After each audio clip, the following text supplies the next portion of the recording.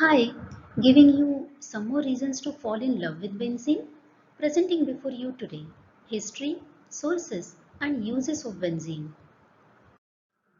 I'm sure we all are fascinated by the way Kekule made the discovery of the structure of benzene, but much before that, benzene was discovered by another scientist, Michael Faraday. He was working with whale oil which was used for producing light after burning. So, out of curiosity, what Faraday did, he burnt that oil, collected the gases, and then condensed it to get a colorless liquid. And because this was the first compound that time which contained equal number of carbons and hydrogens, he labeled it as carbureted hydrogen. This is the colorless liquid, and if possible, if you get this image, you can zoom it to see the actual name written over here. It was Laurent who suggested, because it has been obtained from the gas which is used for lighting purpose, why not to call it as shining molecule? And literally, benzene has shined, and you can imagine almost everything we use today uses some of the other derivative of benzene. We will see that in detail in the applications part. After this discovery, in 1834, Mr. Lish, he isolated benzene from gum benzoin obtained from one plant, and he suggested to use name as benzene rather than carbureted hydrogen.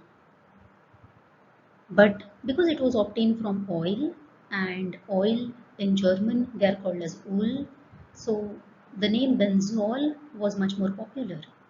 Later on, these both names were combined, and one common name benzene, ending with ene, probably showing the double bonds, became widely acceptable.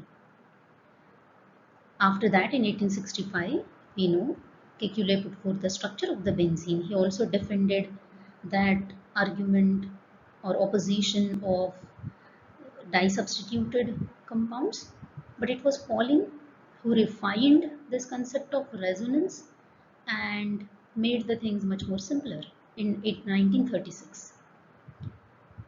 After discovery of the structure, it took almost 25 years to give it as a most prominent recognition.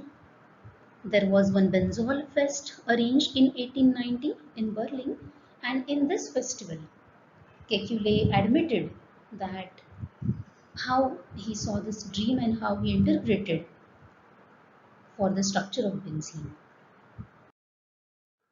But there were another groups of scientists who proposed some other forms, like we have Dewar, then Klaus, then Armstrong and Bayer, Ladenburg, then Thiel. Even Kekule once suggested a sausage-like structure.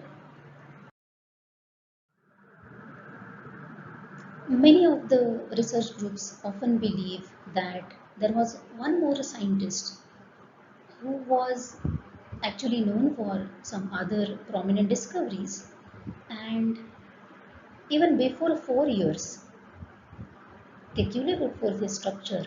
There was a publication by him in 1861 wherein he did not only focus on the benzene but lot of other cyclic derivatives, wherein he proposed a circle depicting another six circles, indicating it is a hexavalent element.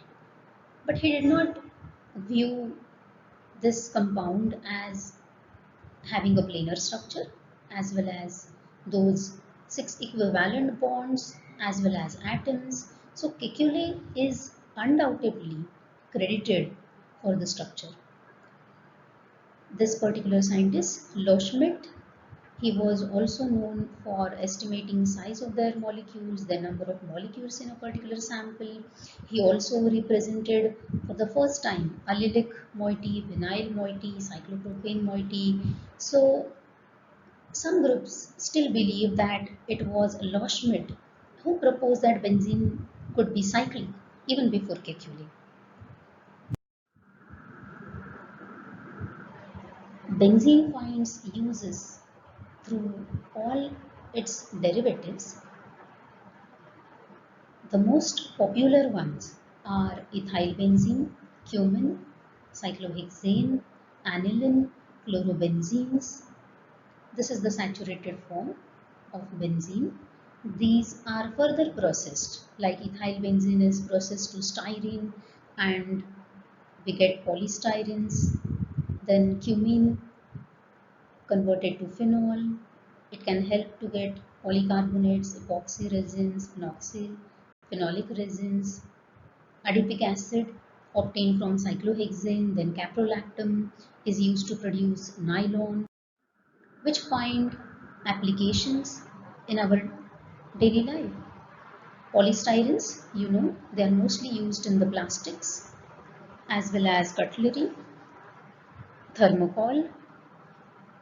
We have polycarbonates which are having so good properties about being heat resistant, flame retardant, mechanical strength. So it is all used in electrical and telecommunication hardware, even our touch screen mobiles. Epoxy resins they find in use in the paints, adhesives, coatings. They are widely used in building and construction. Phenolic resins they are used in producing these bench tops in the laboratory. Again, coatings, molded products, circuit boards, and nylons. You are aware because of their highest mechanical strength, rigidity, chemical and heat resistance. They are used to produce fibers. Even seat belts, parachutes, ropes. There are so many uses benzene finds. As a pharmacy student, obviously, we should be interested how benzene will be incorporated in the drugs. Initially, being organic molecule, non-polar, its use was as a solvent, but then soon it was found that it is carcinogenic, so benzene as a pure solvent is also replaced with its derivatives like toluene, which are much more safe. Still, benzene finds its ring present in large amount of drugs. Simplest one, everybody knows paracetamol. It is antipyretic and pain reliever. We also know the short and sweet aspirin, which is a non-steroidal anti-inflammatory agent. See these two derivatives, both are derivatives of salicylic acid containing COH and OH near to each other, and there is amino. Just the difference is this is 4-amino salicylic acid which is given along with isoniazide for the treatment of tuberculosis, but when it is 5-amino salicylic acid, it is mesalazine, which is actually a metabolite of sulfasalazine, and it is used in inflammatory conditions. These two drugs may be new to you. In medicinal chemistry, you will be studying such compounds. We have tolcapone, crotamitone, and there are plenty of other compounds. So make it a habit when in the next semester or next year you will study medicinal chemistry. That time, keep your eyes on every drug to see whether your favorite benzene is there or not. Because it is a hydrocarbon, wherever there is incomplete combustion of the carbon containing compounds, maybe in the form of forest fires or volcanoes, tobacco smoke, there is presence of benzene. So the crude natural sources of benzene includes coal tar, crude oil, refined petroleum, and these two of minor importance. But these sources gave the hints for today's industrial production.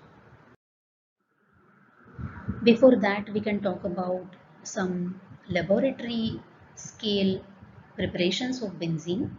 Benzene can also be obtained from its higher derivatives like benzoic acid, benzene, diazonium chloride, sulfonic acid, toluene even, or it can be synthesized from its lower derivatives like ethyne, combining smaller molecules to build the benzene. Or if we have already a derivative of benzene, then after cleaving that substituent, we can regain the benzene.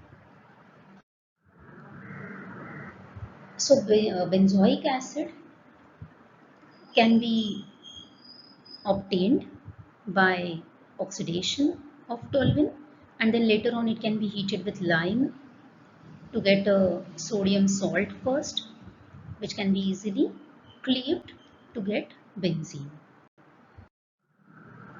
Then we have phenol, wherein along with zinc as a catalyst, we can get zinc oxide.